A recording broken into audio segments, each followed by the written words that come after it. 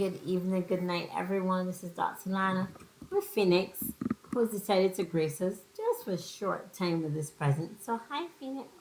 I know everyone is always asking, where is Phoenix and how is he doing? So, thank you for your well wishes. So, welcome to post 155. Wow. With me, Dr. Lana, specialist gerontologist. Welcome back to Lana's Little Things, where we talk all things on living agelessly, entrepreneurship, bridging generational gaps, just life in general, and family caregiving. What a big thing. And this week, in talking to not just family caregivers, but also being on the other side, many persons have wondered, well, how I feel stuck. I feel stuck. I feel stuck. And how do I get out of this feeling of stuckness or this feeling of being overwhelmed? Sometimes you just feel overwhelmed with the sheer volume of things that you have to do. Or maybe you're an older person and you feel stuck in the house and you want to do something and really give back to your community. You want to mentor. You want to, I know some persons I know of who've actually gone back to, let's say, reading books for the children in the library. And they bring that gives them so much joy. Or they read to friends in nursing homes who are, even though you're an older person, they're older than you, you get the chance to read to them in nursing homes. Because some places still have restrictions on who can visit. And we want to bring our communities together and not keep being diverged and separated and isolated. Face it. I remember in year four since this pandemic began, and it just has not felt the same. Anybody with me? For sure, sure. Mm-hmm.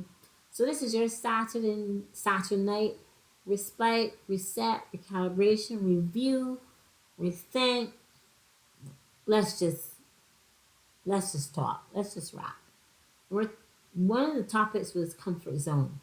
I've always had a problem with that name, comfort zone. Anybody with me? I was like, is it comfortable? Is it that you don't want to move?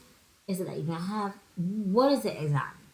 And it's in researching some of the things you said that I've seen says, okay, a place where you've settled, place where may not necessarily be comfortable for you, but it's what you know.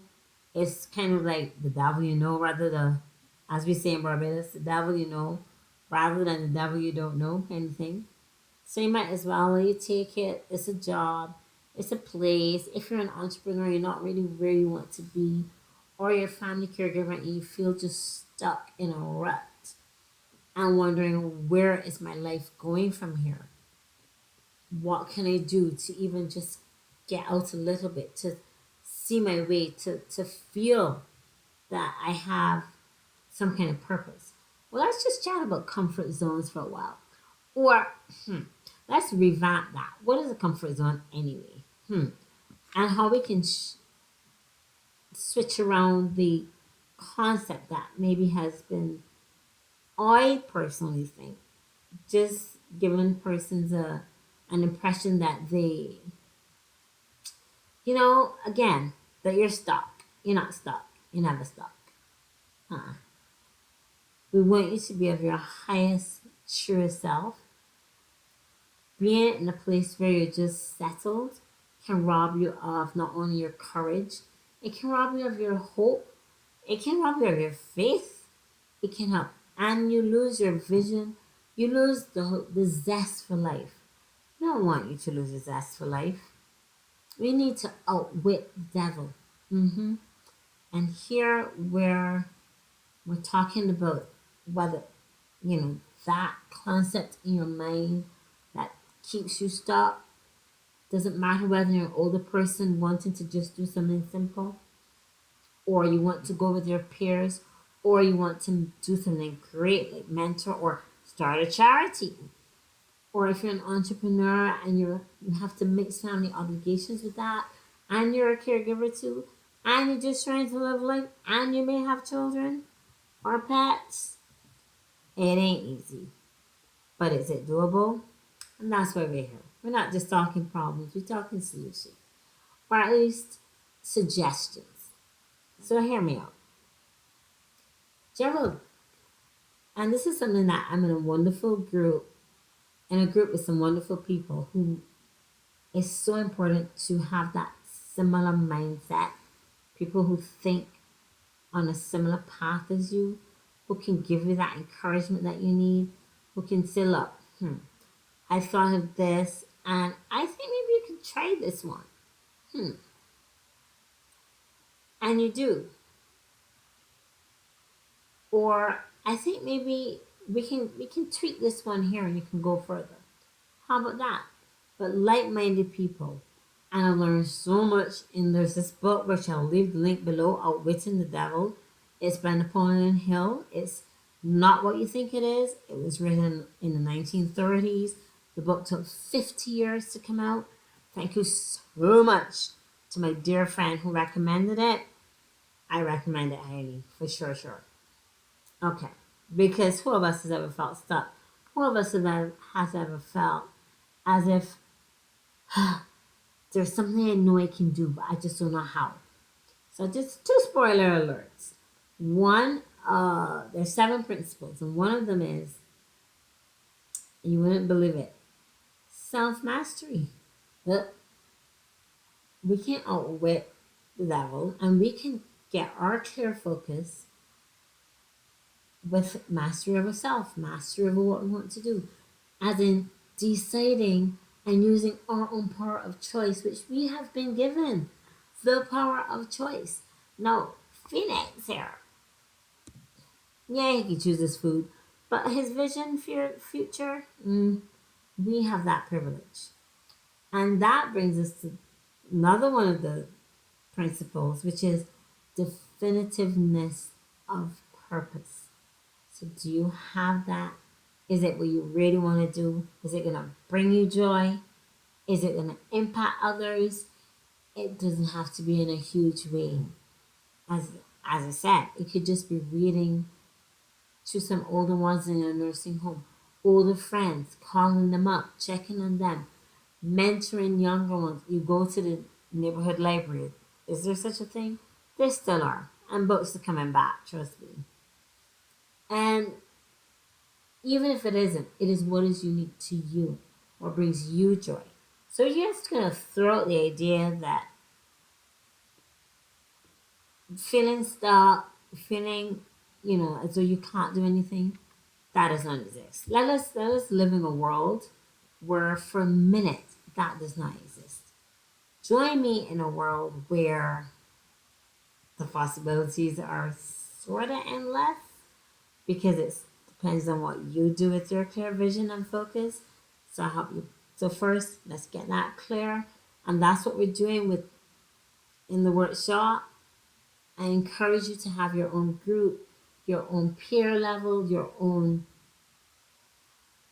goals, especially when you're a family caregiver and you feel, and I've heard so much as recently as yesterday, where is my life going? Do you feel like that? What is the point? I've lost my vision. I've lost like my own future. I don't even look the same. Some of them are like, who am I compared to? Is this all my life is gonna be? No.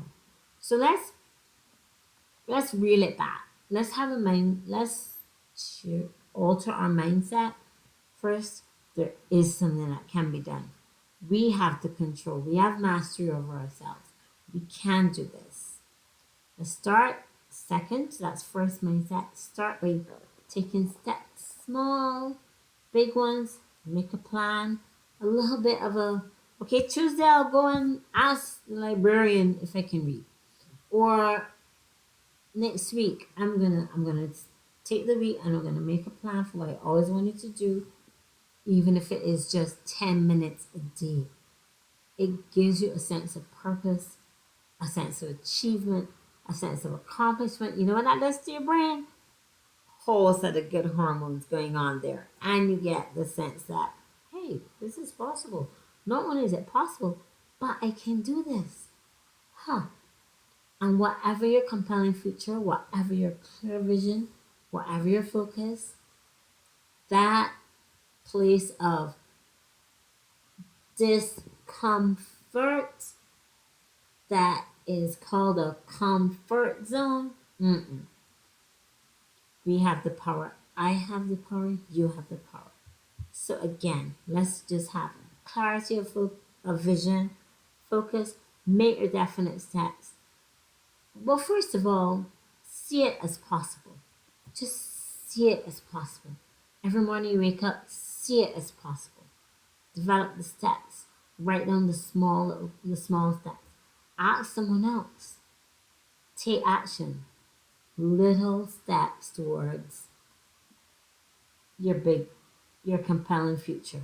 Your view for yourself, for you. We are here not we're here to serve, yes, but we're also here to keep our oxygen mask on so we can breathe. So our lives can make a difference, can feel as if we're making a difference. Just more than the day's mundane tasks.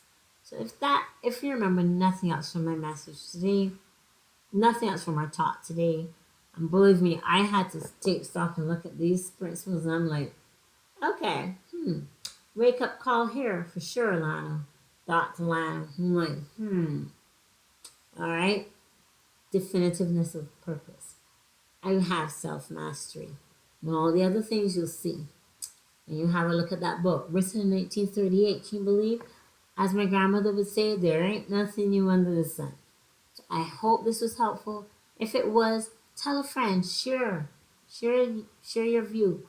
Bring them along on the journey. You know, suggest what did you want to do? And leave in the comments. What did you always want to do? But make it yours. Make it unique to you. Let it bring a smile on your face and a smile in your heart. And from my heart to yours, Dr. Lana and Phoenix, who has like evidently given it up and just like, all right, mom, you're talking.